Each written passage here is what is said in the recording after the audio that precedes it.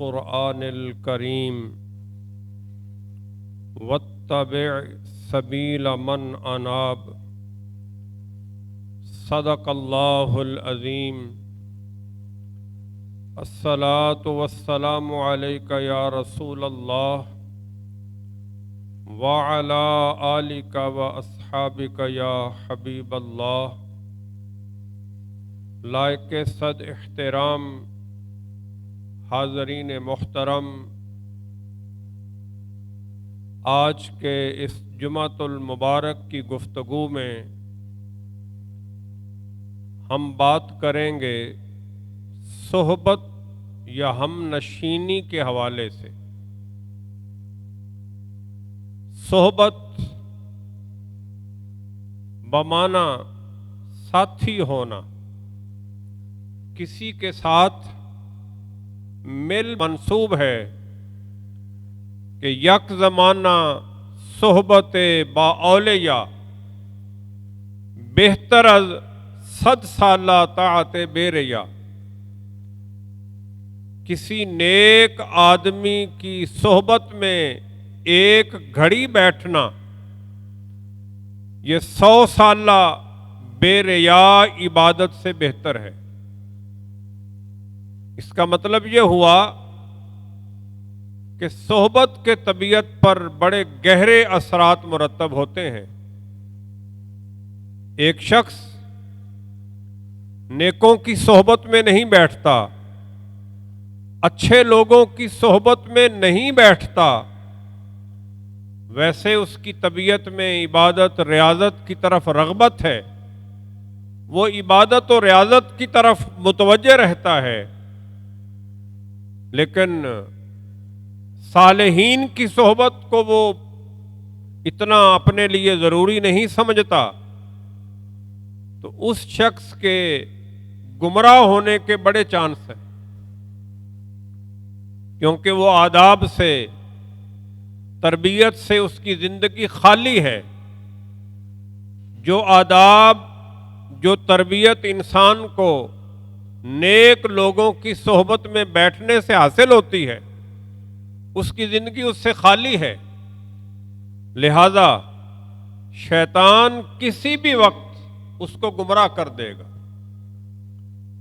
اور جب شیطان ایک چیز کا دوسرا پہلو، گمراہی والا پہلو حسین بنا کر، خوبصورت بنا کر اس کے سامنے رکھے گا تو فوراً بندہ گمراہ ہو جائے گا.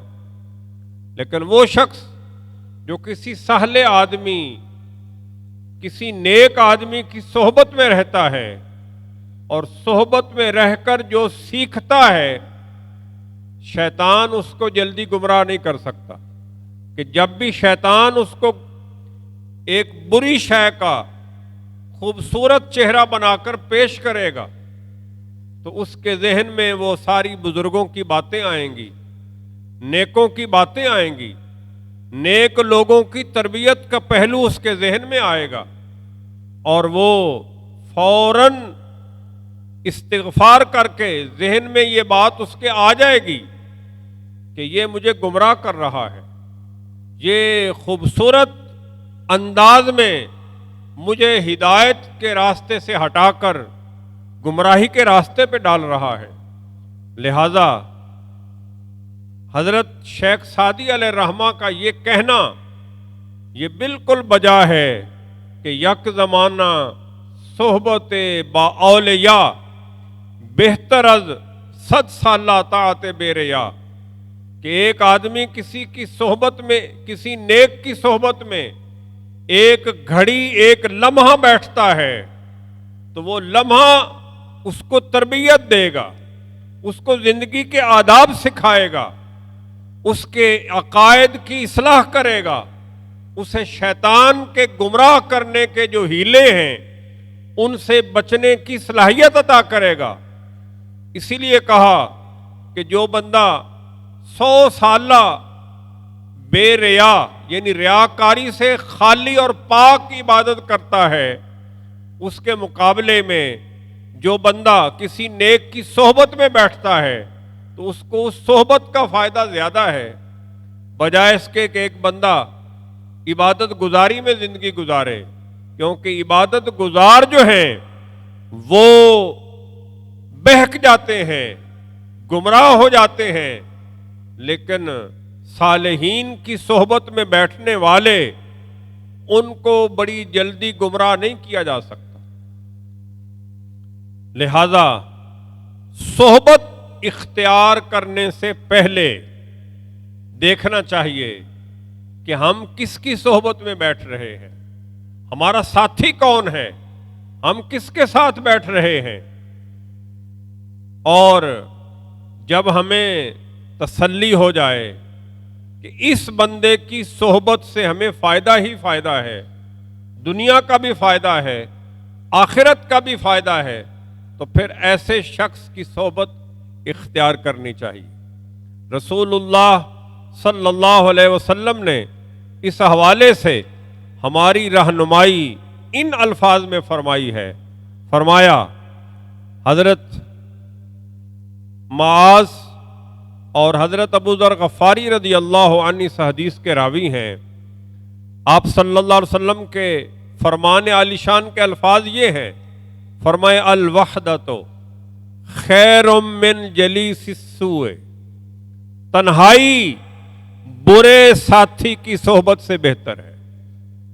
یعنی آپ کسی برے بد آدمی کی صحبت میں بیٹھتے ہیں تو پھر نہ بیٹھیں، پھر بہتر ہے کہ آپ تنہائی اختیار کر لیں۔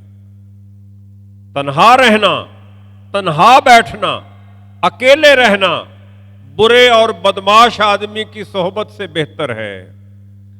اور فرمایا والجلیس الصالح خیر من الوحدۃ، اور نیک آدمی کی صحبت میں بیٹھنا یہ تنہائی سے بہتر ہے۔ والسکوت خیر من املاء الشر، خاموشی اختیار کر لینا شر سکھانے اور شر پھیلانے سے بہتر ہے۔ اگر آپ کے منہ سے شر ہی نکل رہا ہے، آپ کسی کی چغلی میں مبتلا ہیں، جھوٹ میں مبتلا ہیں، کسی آپ کی زبان کسی کے خلاف استعمال ہو رہی ہے، کسی کو آپ نقصان پہنچانے کے لیے منہ سے الفاظ نکال رہے ہیں، تو نہ نکالیں۔ حضور فرما رہے ہیں صلی اللہ علیہ وسلم آپ پھر چپ ہو جائیں، خاموشی اختیار کر لیں۔ ایسے الفاظ منہ سے نکالنے کی بجائے خاموش ہو جانا زیادہ بہتر ہے۔ اور فرمایا کہ وَإِمْلَاءُ الْخَيْرِ خَيْرٌ مِّنَ السُّكُوتِ، اور بھلائی اور نیکی پھیلانا یہ خاموش رہنے سے بہتر ہے۔ یعنی اگر آپ کوئی نیک بات اپنے منہ سے نکالتے ہیں جو لوگوں کے لیے نفع بخش ہے، تو پھر آپ چپ نہ رہیں، پھر اپنی بات سنا دیں، وگرنہ آپ چپ ہی رہیں تو زیادہ بہتر ہے۔ تو اس حدیث میں آپ صلی اللہ علیہ وسلم نے پہلی بات یہی ارشاد فرمائی کہ برے ساتھی سے بچا جائے، بدماش آدمی کی صحبت اختیار کرنے سے دوری اختیار کی جائے۔ اس سے بہتر ہے کہ آپ اکیلے ہو جائیں، دنیا سے کنارہ کشی کر لیں، علیحدگی اختیار کر لیں۔ کیوں؟ صحبت کے طبیعت پر اثرات ہوتے ہیں، جیسی صحبت ہوگی ویسے آپ ہو جائیں گے۔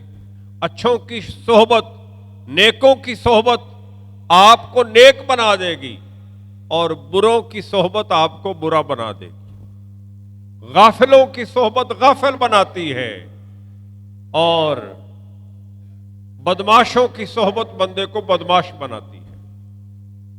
اور یہ ذہن میں رہے، صحبت سے مراد ہر وہ شے ہے جس کے ساتھ آپ رہتے ہیں، صرف انسان نہیں ہے کہ آپ انسانوں سے علیحدہ ہو جائیں۔ صحبت سے مراد ہر وہ شے ہے جس کے ساتھ آپ رہتے ہیں۔ وہ انسان بھی ہو سکتا ہے، وہ کوئی جانور بھی ہو سکتا ہے۔ وہ آج کل جدید ٹیکنالوجی آ گئی ہے، وہ آپ کا موبائل، کمپیوٹر اور انٹرنیٹ بھی ہو سکتا ہے۔ تو آج کل تو رواج ہی کمپیوٹر کی صحبت کا ہے، کمپیوٹر کی ہم نشینی، موبائل کی ہم نشینی کا ہے۔ اور یہ موبائل تو ایسا دجال ہے جس نے لوگوں کو غفلت میں ڈال کر غفلت کی موت میں داخل کر رہا ہے، اور غفلت کی موت تو ہلاکت کی موت ہے۔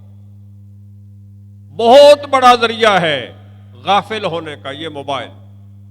تو یہ موبائل کی صحبت، یہ بھی صحبت ہے، یعنی آپ اپنے ماحول سے، اپنے گرد و نواح سے بیگانہ ہیں اور موبائل چلائی جا رہے ہیں، موبائل پہ چیٹ چل رہی ہے، موبائل پہ آنے والی معلومات دیکھ رہے ہیں، معلومات شیئر کر رہے ہیں۔ آپ سمجھ رہے ہیں کہ میں مطلب لوگوں کے شر سے اور لوگوں کی، برے لوگوں کی صحبت سے تو بچ گیا ہوں۔ تو یہ موبائل کی صحبت بھی بروں کی صحبت ہے، یہ بھی، اس کی ہم نشینی بھی کوئی فائدہ مند نہیں ہے۔ ضرورت تک ٹھیک ہے، ضرورت تک آپ استعمال کریں، لیکن آپ اس کو ہم نشیں بنا لیں، آپ اس کو اپنا ساتھی بنا لیں اور اسی سے سیکھنے کا عمل جاری رکھ لیں کہ یہ بہت کچھ سکھاتا ہے۔ تو یہ ذہن میں رکھیں کہ یہ معلومات تو دے سکتا ہے، معلومات اور علم میں فرق ہے۔ میں یہ بات بارہا بیان کر چکا۔ معلومات آپ کو محض کسی چیز کا تعارف بتاتی ہیں، جس سے آپ کو یہ پتہ چلتا ہے کہ فلاں شے یہ ہے، اور علم وہ ہوتا ہے کہ جب آپ وہ بات اپنی زندگی کا حصہ بنا لیں، یہ سمجھتے ہوئے کہ اس بات سے میری دنیا سنورے گی یا میری آخرت سنورے گی، وہ علم ہے۔ قرآن نے کہا انما یخشی اللہ من عبادہ العلماء، اللہ سے صرف علماء ڈرتے ہیں۔ مطلب ہے قرآن کے نزدیک وہ شخص عالم نہیں ہے جو اللہ سے نہیں ڈرتا، جس سے خوف خدا نہیں ہے، وہ عالم نہیں ہے۔ وہ پھر کیا ہے؟ اس کے پاس معلومات ہے، وہ معلومات کا خزانہ ہے جو بے عمل ہے، اور جو اپنے علم پر عمل کرتا ہے وہ عالم ہے۔ قرآن اسے عالم سمجھ رہا ہے، عالم کنسیڈر کر رہا ہے۔ لہذا یہ جو آج صحبت کا، ہم نشینی کا یہ جو جدید طریقہ آ گیا ہے کہ اپنے کمرے میں موجود آدمی پوری دنیا سے تو کنٹیکٹ ہے، پوری دنیا سے اس کا رابطہ ہے، لیکن اپنے ساتھ والے کمرے سے اس کا کوئی تعلق ہی نہیں۔ اپنے ساتھ والے کمرے میں اپنی فیملی ممبر، اپنے ساتھ والے ایک ہی گھر میں رہنے والے، آپس میں ان کی کبھی کبھی ملاقات ہوتی ہے، کبھی راہ چلتے ہوئے، کبھی ناشتے پہ، کبھی ڈنر پہ، کبھی لنچ پہ، بس۔ ویسے اس کو دنیا جہان کا پتہ ہے۔ تو اس کا مطلب یہ ہے کہ اس کی صحبت جو ہے وہ انٹرنیٹ سے ہو گئی ہے، اس نے انٹرنیٹ سے ہم نشینی اختیار کر لی ہے، موبائل اور کمپیوٹر سے اس نے ہم نشینی اختیار کر لی ہے۔ تو اس سے کیا آ رہا ہے؟ غفلت۔ غفلت کیا ہے؟ غفلت، صوفیہ کہتے ہیں غفلت یہ ہے کہ جب تیرے رب کا حکم آئے اور تو کہے ابھی بڑا وقت پڑا ہے کر لیتا ہوں، تو سمجھ جا کہ تو غافل ہو گیا ہے۔ تیرے رب کا حکم آیا اللہ اکبر حی علی الصلاۃ، آجا نماز کی طرف، تو کہتے ہیں ابھی تو 2 گھنٹے پڑے ہیں ظہر کے، پڑھ لیتا ہوں، تو فیصلہ ہو گیا کہ تو غافل ہے۔ اور اگر تو اسی پر لگا رہا تو تیری موت ہلاکت اور اچانک ہو، پکی بات۔ قرآن کیا کہہ رہا ہے؟ فویل للمصلین، ہلاکت ہے ان نمازیوں کے لیے الذین هم عن صلاتهم ساہون، جو اپنی نماز سے غافل ہیں۔ مطلب جب ان کے رب کا بلاوا آتا ہے، حی علی الصلاۃ کی ندا آتی ہے، وہ کہتے ہیں کوئی نہیں پڑھ لیں گے، تو یہ غافل ہے۔ یعنی علماء و صوفیاء نے کہا غافل کی علامت یہ ہے، اگر کوئی بندہ اپنے آپ کو پرکھنا چاہے، جج کرنا چاہے کہ وہ غافلین میں ہے یا عاقلین میں ہے، کیونکہ غافل کو عقل مند کوئی بھی نہیں کہتا، غافل تو پاگل ہے، بے وقوف ہے، عقل مند وہ ہے جو اپنے رب کے امر پر، رب کے حکم پر فوراً حاضر ہو جاتا ہے۔ وہ امر نماز کا ہو، وہ امر زکوٰۃ کا ہو، وہ امر اخلاق کا ہو، وہ امر معاملات کا ہو، جہاں جہاں زندگی کے جس جس لمحے میں انسان پر اس کے رب کا حکم آئے، بندہ فوراً ہاتھ باندھ کے کھڑا ہو جائے، وہ عقل مند ہے، وہ عاقل ہے۔ اور جہاں جہاں رب کا حکم آیا، عمل کرنے میں انسان نے سستی کر دی، دیر کر دی، عمل کیا لیکن دیر سے کیا، عمل کرنے میں، رب کے حکم کو بجا لانے میں دیر کر دی، وہ غافل ہے۔ اور قرآن اس غافل کی بات کر کے کہہ رہا ہے فویل للمصلین، ایسے نمازیوں کے لیے ہلاکت ہے جو اپنی نماز پڑھ کر بھی نماز سے غافل ہے۔ تو غافل کون ہے؟ جو رب کا حکم جب آتا ہے، جب بلاوا آتا ہے، وہ کہتے ہیں کوئی نہیں، بڑا وقت پڑا۔ تو یہ جو آج ہم نے صحبت اختیار کر لی ہے، ہم موبائل کے ہم نشیں ہو گئے، یا ہمارا ہم نشیں، ہمارا ساتھی موبائل، کمپیوٹر اور انٹرنیٹ ہے، اس کا سب سے پہلا اور سب سے بڑا حملہ اپنے ہم نشینوں کو غافل کرنا ہے، اپنے ہم نشینوں کو غفلت میں مبتلا کرنا ہے، اور غفلت کا انجام ہلاکت ہے۔ تو ہوشیار رہیے، بیدار رہیے، یہ ہم نشینی ٹھیک نہیں ہے، اور اس سے آپ معلومات تو لے سکتے ہیں، ویسے معلومات بھی کوئی نہیں آتی، جہالت پھیل رہی ہے، جہالت عام ہو رہی ہے۔ ایسا علم جس کو ہم سالڈ علم کہتے ہیں، جو انسان کے اندر تبدیلی پیدا کرتا ہے، جو انسان کو انسان بناتا ہے، ایسا علم، یہ جدید ٹیکنالوجی یہ دینے سے ناکام ہے۔ انسانوں میں معلومات بڑھ رہی ہیں لیکن بے عملی بھی بڑھ گئی ہے۔ پہلے لوگ سادہ تھے، چل کر، سفر کر کے، کسی شیخ، کسی مربی، کسی محسن، والدین، بزرگ استاد کے پاس، پیر کے پاس جا کے بیٹھتے تھے، بڑی عقیدت لے کے چلتے تھے، دل میں ایک امیج ہوتا تھا کہ میں فلاں کی صحبت کے لیے جا رہا ہوں، فلاں کی ملاقات کے لیے جا رہا ہوں۔ حضور صلی اللہ علیہ وسلم نے فرمایا جو اللہ کی رضا والدین کی زیارت کو چلا، پھر والدین سے زیارت کر بھی لی، یعنی صحبت اختیار کر لی، تو اسے کیا ثواب ہے بھلا؟ ایک حج کے برابر ثواب۔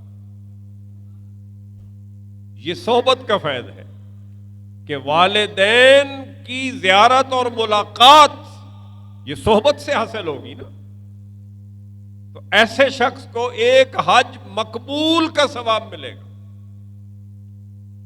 کیونکہ والدین کے جب آپ پاس بیٹھیں گے تو بھلائی، والدین تو نہیں چاہتے ہمارا نقصان، وہ ہمیں نصیحت کریں گے، اچھی بات سکھائیں گے، اچھی بات کی تنبیہ کریں گے، ہمارے اندر کوئی عیب، کوئی نقص، جہاں ہمارا کہیں نقصان ہو رہا ہوگا تو ہمیں تنبیہ کریں گے کہ یہ نہیں کرنا۔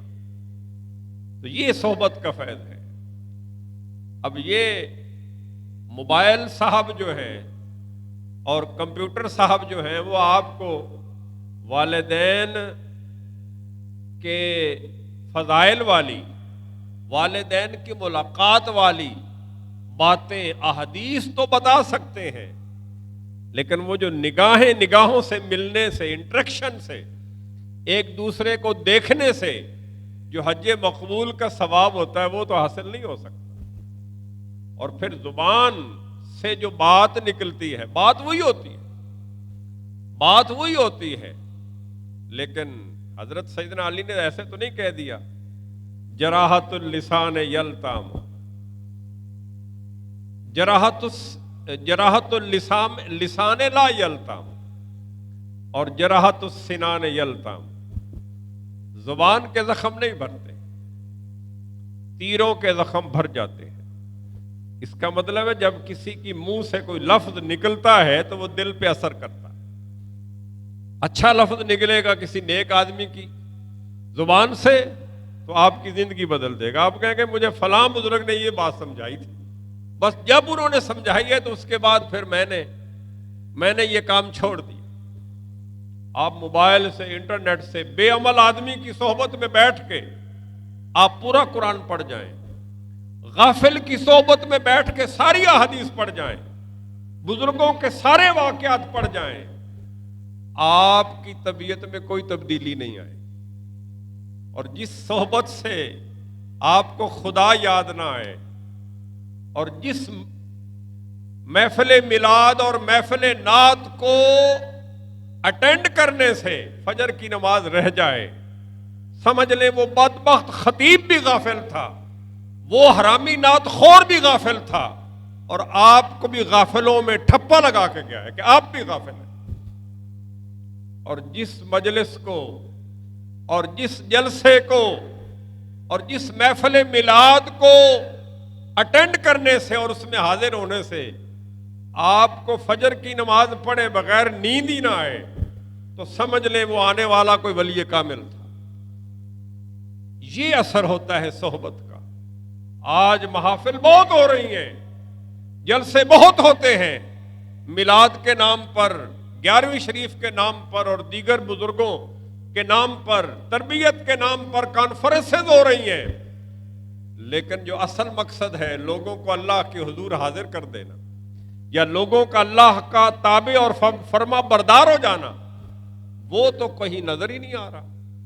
اس کا مطلب یہ ہے کہ ہم غافلوں کے پیچھے جا رہے ہیں، ہم غافلین کی صحبتیں اختیار کر رہے ہیں، جو ایک طرح وہ ناچنے والے کی طرح اپنا ایک ایکشن پلے کر کے چلے جاتے ہیں، اور ہماری جاہل عوام وقتی طور پہ محبت میں ہیں، لوگ حضور صلی اللہ علیہ وسلم سے محبت کرتے ہیں، تو یہ غفلت کے مارے وقتی طور پہ تھوڑا ان پہ رنگ آتا ہے۔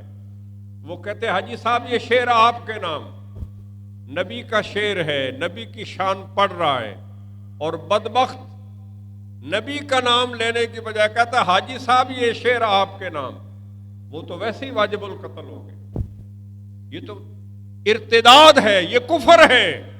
حضور کی نعت کا شعر، حضور کی نعت کا شعر کہہ رہا میاں صاحب آپ کے نام، چودھری صاحب آپ کے نام، حاجی صاحب آپ کے نام۔ حاجی صاحب چوڑے ہو جاتے ہیں۔ شیخ صاحب نے چونکہ محفل میں 2-4 لاکھ روپیہ دیا ہوتا ہے تو نعت خور جو ہے وہ کہتا ہے حاجی صاحب اور شیخ صاحب آپ کے نام، تو شیخ صاحب کی شیخی میں اضافہ ہو جاتا ہے۔ لیکن ادھر یہ نہیں کوئی بھی سوچتا، اور اگر میرے جیسا مولوی بولے تو لوگ کہتے ہیں یہ تو دنیا سے ہی بے وقوف ہے، اس کو دنیا کا پتہ ہی نہیں ہے، فتوے لگتے ہیں، سو کالڈ علماء بھی فتوے لگاتے ہیں میرے جیسے دیوانوں پر اور پاگلوں پر، اور عوام تو پھر عوام ہے، وہ تو پھر بہت لمبے فتوے لگاتی ہے۔ کئی تو کہہ دیتے ہیں یہ مولوی کٹڑ وہابی ہے، اس کا مطلب ہے کوئی بریلویت سے اور اسلام سے تعلق ہی نہیں۔ تو بہرحال میرا موضوع صرف صحبت ہے، تو صحبت سوچ سمجھ کے اختیار کریں، ہر ایک کی صحبت اور ہر ایک کی مجلس میں نہیں جانا، بربادی ہوگی۔ امام غزالی نے 5 شرطیں بیان فرمائی ہیں، وہ آپ سن لیں۔ امام غزالی کہتے ہیں صحبت اختیار کرنے سے پہلے ان 5 چیزوں کا خیال رکھیں۔ 5 شرطیں ہیں، جہاں یہ پائی جائیں ان کی صحبت اختیار کی جائے، اور جہاں یہ 5 شرطیں نہ پائی جائیں اس کی صحبت اختیار نہ کی جائے۔ پہلی شرط عقل مند ہونا، اور امام غزالی کے عقل مند کون ہے؟ بڑی سادہ بات کی امام غزالی نے احیاء العلوم میں۔ آپ کو پتا میں بڑے عرصے سے احیاء العلوم بیان کر رہا ہوں، وہ لفظ بلفظ ہم نہیں بیان کرتے، لیکن اسی سے مطالعہ کر کے اس کا جو نچوڑ اور خلاصہ ہوتا ہے وہ آپ تک پہنچا رہا ہوں، کیونکہ مجھے یہ یقین ہے کہ جس نے امام غزالی کو سنا، جس نے امام غزالی کی کتابوں کو پڑھا، اس کے اندر سے تبدیلی آ جاتی۔ تو جب اندر سے تبدیلی آتی ہے بات پھر ہی بنتی۔ تو امام غزالی امام صاحب کہتے ہیں صحبت اختیار کرنے کی 5 شرطیں ہیں۔ پہلی بات عقل مند ہونا۔ تو امام صاحب کے عقل مند کون ہے؟ کہتے ہیں عقل مند وہ ہے جو اپنے رب کے حکم پر عمل کرے، جو اپنے رب کے حکم پر عمل کرنے میں سستی نہ کرے، بس وہ عقل مند ہے۔ اور جو اپنے رب کے احکام پر عمل کرنے میں سستی کا مظاہرہ کرتا ہے، امام غزالی کے ہاں وہ بے وقوف ہے، وہ عقل مند ہی نہیں، اور اسے عقل آ بھی نہیں سکتی، کیونکہ حضور صلی اللہ علیہ وسلم کا فرمان ہے رأس الحکمت مخافت اللہ، دانائی اور عقل کی جڑ اللہ کا خوف ہے۔ جو سمجھ چاہتا ہے کہ عقل مند ہو جائے، اس کی عقل ٹھیک ہو جائے، تو وہ اللہ سے ڈرنا شروع کر دے، اور جو اللہ سے ڈرتا ہے وہ اللہ کے احکام پہ عمل کرتا ہے، اور جو اللہ کے احکام پہ عمل کرتا ہے اللہ تعالیٰ اسے عقل عطا فرما دے۔ تو صاحب عقل لوگوں کی صحبت اختیار کی جائے۔ اب آپ امام غزالی کے مطابق فیصلہ کر سکتے ہیں کہ عقل والا کون ہے اور بے وقوف کون ہے۔ ویسے لوگوں نے بڑی پی ایچ ڈیاں کی ہوتی ہیں اور بڑے جناب ان کے پاس ڈگریاں ہوتی ہیں اور بڑی مہارت ہوتی ہے کہ وہ سمجھتے ہیں کہ بھائی ہم عقل کل کے مالک ہم ہیں، لیکن یہ امام غزالی جیسے اور داتا گنج بخش علی حجویری جیسے اور ابن رشد جیسے لوگوں کے ہاں عقل مند اور ہیں، کیونکہ عقل مند تو وہی ہوگا نا جسے قرآن عقل مند کنسیڈر کرے۔ تو اس لیے پہلی شرط ہے عقل والا ہونا، ان کو ہم آگے بیان کریں گے اگلے جمعے سے۔ اور دوسری شرط ہے حسن اخلاق۔ بد اخلاق آدمی کی صحبت اختیار نہ کریں، جس کی زبان کو کتے کی زبان لگی ہے سادہ لفظوں میں، امام صاحب کے ہاں وہ اس قابل نہیں ہے کہ اس کی صحبت اختیار کی جائے اور اس کی ہم نشینی اختیار کی جائے۔ اور تیسری شرط گناہگار نہ ہونا، یعنی فاسق نہ ہونا مطلب ہے گناہگار نہ ہونا، یعنی وہ اعلانیہ، ہم فاسق اسے کہتے ہیں جو اعلانیہ کسی گناہ میں مبتلا ہو۔ تو جو بندہ اعلانیہ کسی گناہ کبیرہ میں مبتلا ہے وہ فاسق ہے، اور امام غزالی کے ہاں وہ ہم نشینی اور صحبت کے قابل نہیں ہے۔ اور اگلی بات بدعتی نہ ہو، جس کی صحبت میں آپ بیٹھنے جا رہے ہیں اس کی ہر ادا سنت مصطفیٰ، اس کا اوڑھنا بچھونا اٹھنا بیٹھنا سونا جاگنا سنت نبوی کے مطابق ہو۔ اور اگر وہ سنت کو چھوڑ کر کسی اور طریقے کو اختیار کر رہا ہے تو وہ بدعت ہے۔ ایک ہے کہ کسی کام میں سنت ہے ہی نہیں، وہاں پھر وہ علماء کی آراء پہ عمل کرے، اور جہاں نبی کریم صلی اللہ علیہ وسلم کا طریقہ اور سنت موجود ہے وہاں پہ پھر حضور کی سنت پہ ہی عمل کرنا ہوگا۔ وہاں یہ فلاں سکالر ایسے کہتا ہے اور فلاں ایسے کہتا ہے، یہ فلاں فلوں نہیں چلے گی، وہاں صرف سنت چلے گی۔ ہاں جہاں پہ حضور صلی اللہ علیہ وسلم سے کوئی سنت ہمیں ثابت پہنچی نہیں ہے، وہاں پھر علماء جو رائے دیتے ہیں اس میں سے جس کی رائے آپ کو اچھی لگتی ہے اس پہ عمل کر لیں۔ لیکن جہاں جہاں سنت موجود ہے وہاں جو سنت پہ عمل کرتا ہے بس اس کی صحبت اختیار کریں۔ اور جو سنت ہوتے ہوئے حضور کی سنت کو چھوڑے ہوئے ہے وہ پھر بدعتی ہے امام غزالی کے ہاں، پھر اس کی صحبت میں نہ بیٹھا جائے، اس سے دور ہی اچھا ہے۔ اور پانچویں شرط ہے وہ بندہ دنیا میں حریص نہ ہو، مال اکٹھا کرنے کی بہت زیادہ ہوس نہ رکھتا ہو۔ تو یہ 5 شرطیں صحبت کی اختیار بیان فرمائی ہیں امام غزالی نے احیاء العلوم میں۔